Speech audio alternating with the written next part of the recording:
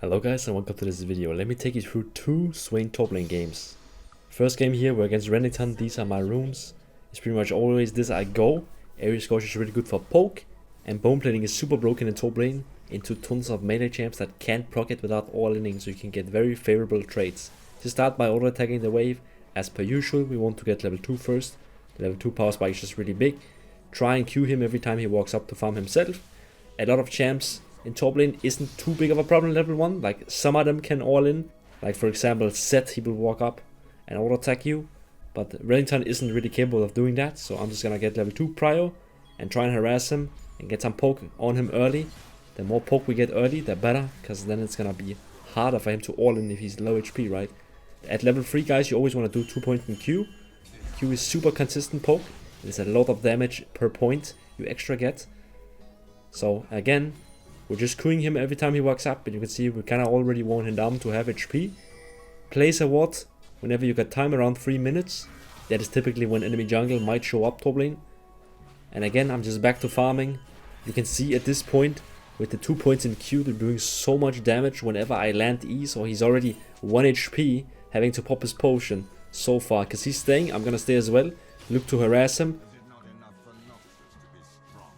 When he goes for the cannon minion, I'm gonna E him, pull him in, and surprise him with my damage. With him dead now, we just push out the wave, and we're gonna look to base ourselves. And actually guys, something I want to talk about in today's video is my favorite top lane build as of currently, okay? And that is the Frozen Heart first on the Swain top lane. But before we talk about Frozen Heart, let's talk about level difference. And level difference is very big in top lane. You can see he goes in on me here. I actually get the level up the second he dashes, right? This is because of XP gap.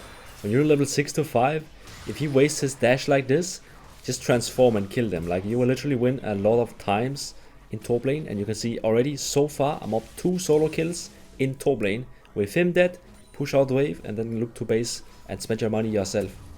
So Frozen Heart has an extremely good build path with both Warden's Mail and Glacial Buckler.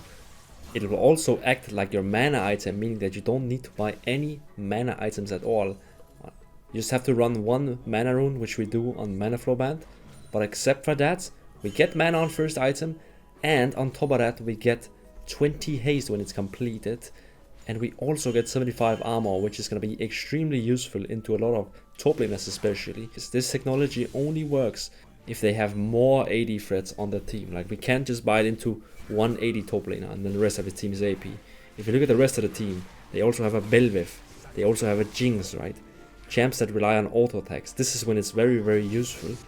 And it actually does okay well into Renekton as well. You can see at this point, even with this much gold invested into tanky stats, I still deal tons of damage and I'm winning every single trade on this Renekton. And this is because Swain has very, very good base damages. So even without any AP, his Q is still gonna hurt like a truck. His Warden Mail is very, very strong early. And the Glacial Buckler is very gold efficient as well. So overall, really good build path, very cheap, lots of stats. I burn his ultimate here, and with him being 1 HP, it's very, very hard for him to walk up and farm. Because I'm winning top lane, it also means I have very high prio. I can always just move down if my jungle needs me, so I'm there for grubs to deny it from Belveth. Renekton comes back, tries to stop this Scuttle Crab. But again, because I have Glacial Buckler, because I have Warden's Mail, I'm not even scared to take this fight where there's 4 people up here. Because I can just transform and just tank so much. I'm gonna flash just so I don't get like one shot by some bullshit. But apart from that, I'm pretty much just tanking everybody. This is the one true build, Swain top lane build I've tried where I actually feel like this is kind of like I literally can't die. Like, I'm an actual unkillable drain tank. I think Frozen Heart Rush is super, super busted. This item is really, really good on Swain because Swain really likes resistances, because his passive gives him HP. You want to pair HP with resistances to get very high effective health. And especially early game when people don't have that much damage, when people don't have pen, getting like high numbers of armor while your champ has a good chunk of HP will just make you extremely hard to deal with. Especially when you have a healing ultimate. It just makes it so the enemies have a hard time burning through you, and meanwhile your team can just kill them all. So again, I got this Renekton low in a fight. Look at this, I'm trying to bait out. So the thing is, like, when you're in high elo, people want to try and bait out your abilities, and I'm gonna just counter bait. Try and throw E at the time where he least expects it. So he goes up to farm here, and literally I'm just gonna end up killing him. Like, this guy is probably so surprised. How the hell am I getting one shot by this Frozen Heart full armor Swain? Like, look at this. I even buy plated steel caps. I take first tower now. Like, there's nothing this guy can do about me, man. I'm extremely hard to kill. I deal tons of damage. Like, the thing about haste, guys, is don't underestimate the 20 ability haste you get on Frozen Heart. And by the way, the item is only 2,500 gold. 20 ability haste on a champ like Swain will give you very much damage, even though you don't have AP, just because you're gonna be firing way more Qs, way more Es, way more Ws. It's actually really nice. So after taking top lane, I'm gonna be rotating down to bot lane for a fight. The enemies are grouped as well, so this is very happy for me. I know we can win this fight easy peasy with my ult and Frozen Heart. It's not even gonna be close, I know that. So I'm just hitting tower until they walk up. They actually end up committing, popping ult, and I'm just gonna run at them. I'm gonna use flash because I honestly just want to take out as many people as possible here, so we 100% can secure this tower and get even more gold, more advantage, and can snowball the game out of control. So this is actually a challenger game. As you can see on the challenger recalls, there's 10 challengers in this game, so everyone has that recall. And something about Frozen Heart that's very underlooked is also the range on Frozen Heart. So people think it's very short, but it's actually 800 range, and if you don't know what that is, that's actually longer than Swain's ultimate range. So when you're in ult form, if there's a guy inside your ult, you're guaranteed they're also slow 20% attack speed. So it's super long, and it's very nice in team fights where you just run in there and you take away so much attack speed, so much stats against like Jinx, Belvev. It's really nice taking away a lot of their stats. So here, after pushing bot, I actually gets caught off guard and I'm gonna end up dying, but just take a moment to appreciate how long I'm staying alive with Renekton and Belvev just hitting me. So at that apart, we come back looking for another fight. The thing about this Swain build as well is you're not gonna be a 1v9 damage machine, can kill all 1v3. That's not it. You see, I die there when I'm completely alone. But the real strength is when you're team fighting and you have teammates around you. If enemies hard focus you like that, they will end up dying just to your teammates, because you can stay alive for so long, right? And you're still gonna be dishing out tons of damage. So what I like to do with TP is I like to side lane and then TP down for fight. So this is what I'm doing. I actually end up TPing down and fighting Belvev. You can see, even though my Frozen and plated are blocking a lot, it's still not easy to 1v1 champs. Your real strength is in the multiple champion fights. So I can't really catch this Belvev, so I'm gonna actually end up taking the portal to stop this Renekton taking tier 2, if possible. So we just scare him away. And I'm gonna end up pushing more waves bot lane.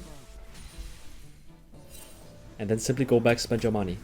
So a comment I get a lot about this build is, what about your mana? But the mana really isn't a problem when you got mana flow band and the Frozen Heart. You can see down in my inventory, after Frozen Heart, that you can literally just go Bloodlet as Leandris, and you're still going to be having a very high amount of damage now. But we will be very tanky into those 80, especially all attacker champs. That's why this build has just been such a favorite for me right now.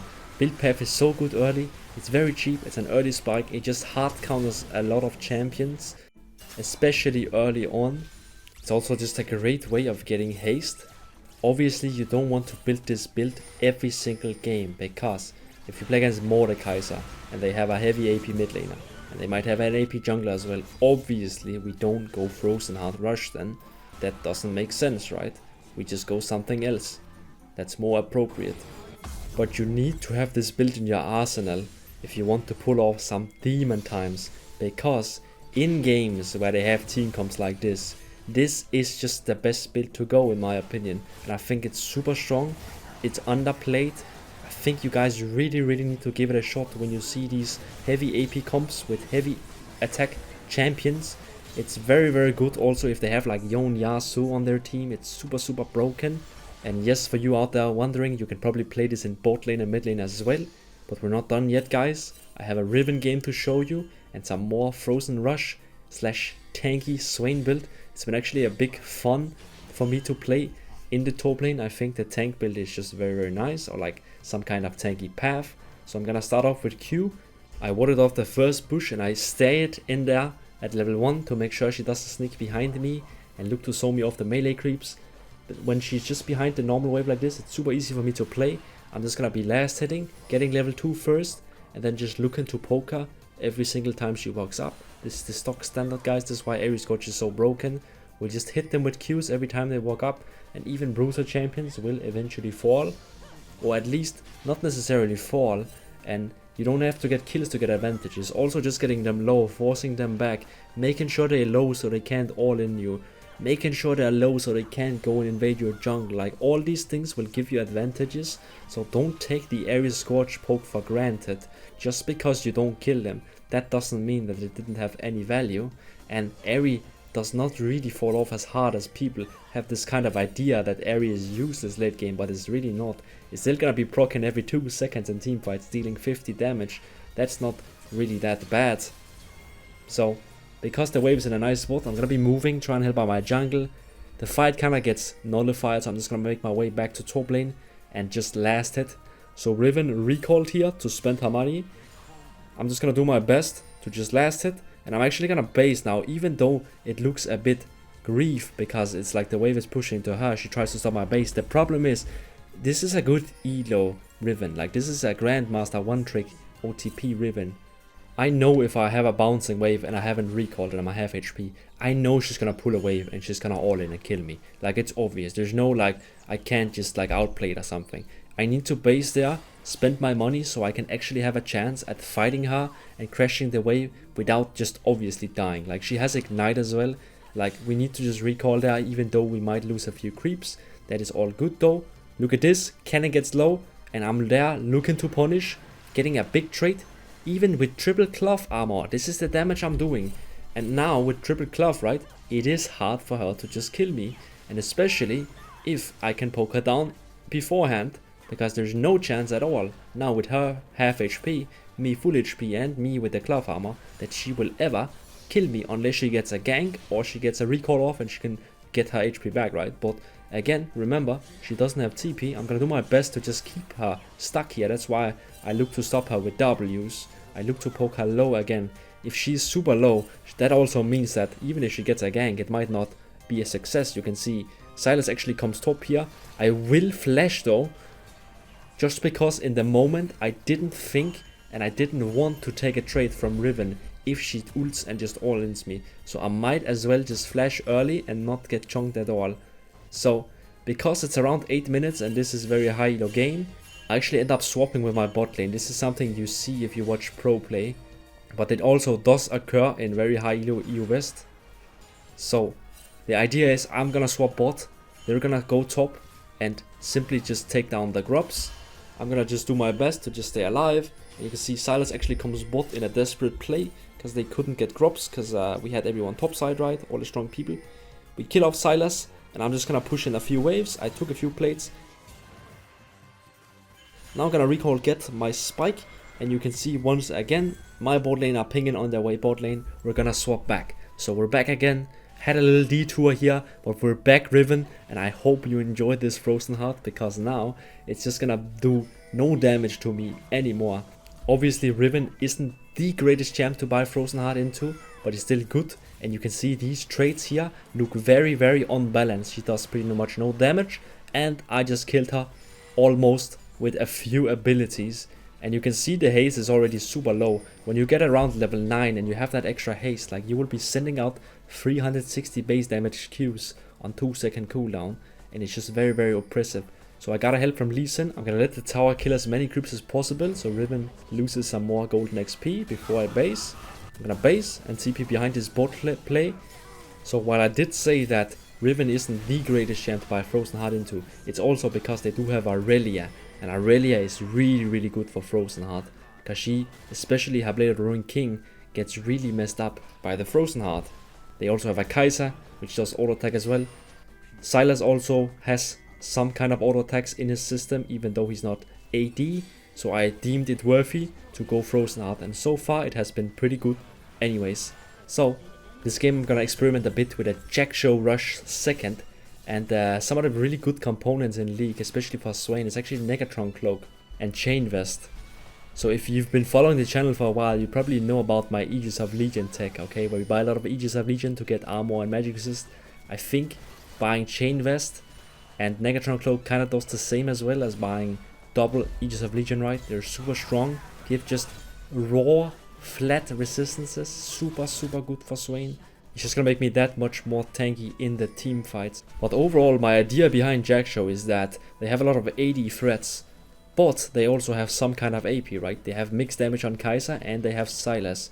So I'm gonna be getting that around 60 magic resist from Jackshow. Meanwhile, I'm still gonna get at around 60 armor from Jackshow, but I'm also gonna be buffing up my plated and my frozen heart armor with that 30% increase. So it should be very strong into Riven, Irelia, those guys. I'm gonna be getting tons of resistance. Fight breaks out here at Drake. Again, just look at me. Transform and run up at the front line. I'm literally not taking damage.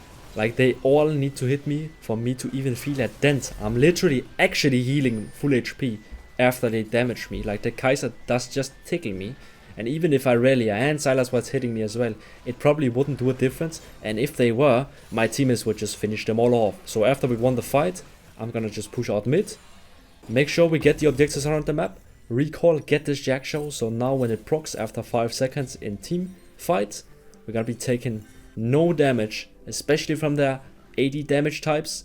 But even from their AP damage types, we will also be taking very much reduced damage. So obviously this build is not a damage build, but the thing is, dealing damage is not just the only way you carry. Sometimes just being alive, creating space, taking attention, soaking up enemy cooldowns and CCs for your teammates is also extremely valuable, especially when you're considering the rank I'm playing at. Like, every single player in this lobby is competent, every player is good.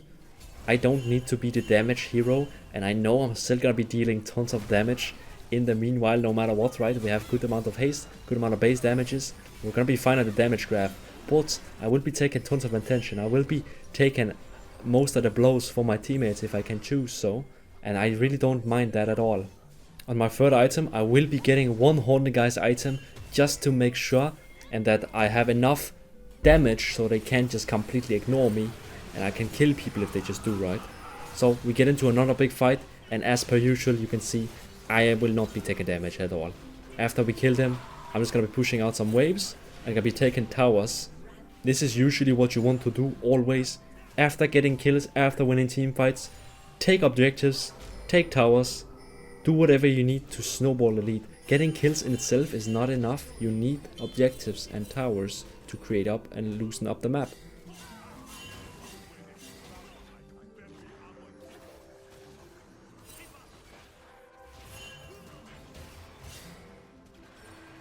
So Lee Sin here is actually baiting the enemies pretty hard. I don't know if he's a genius or he's stupid, but he's cooking something at least. He gets hooked, and sadly I don't have ult until 10 seconds, but that doesn't mean that I'm not extremely tanky anyway.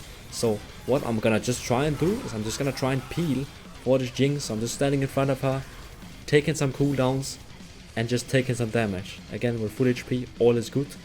After we got some kills, we're just gonna be taking down their base. And then hopefully we should try and recall and get this Drake in Artakan. I W Ribbon respawn to get an extra stack, but what I didn't know was this bush I'm standing in was actually warded. So the enemies are gonna go on me, but look at this, guys. I try to run and I use ult when I get hooked, and just look at me now. Pop the plant, go eat the plant so we stay healthy, and now just observe how unbelievably tanky I am, because I'm still taking damage and I'm still alive. They can't kill me, even though there were 4 people there. I kite a little back to create some space and let me heal up a bit. I land a nice double E, bringing me back 500 HP, and now I just won't die. We chase down the rest. They're gonna be FFing. I hope you enjoyed this video. Go try out this Frozen Heart first into the right comps, guys, okay? Don't build it into AP. Thank you so much for watching and have a great day.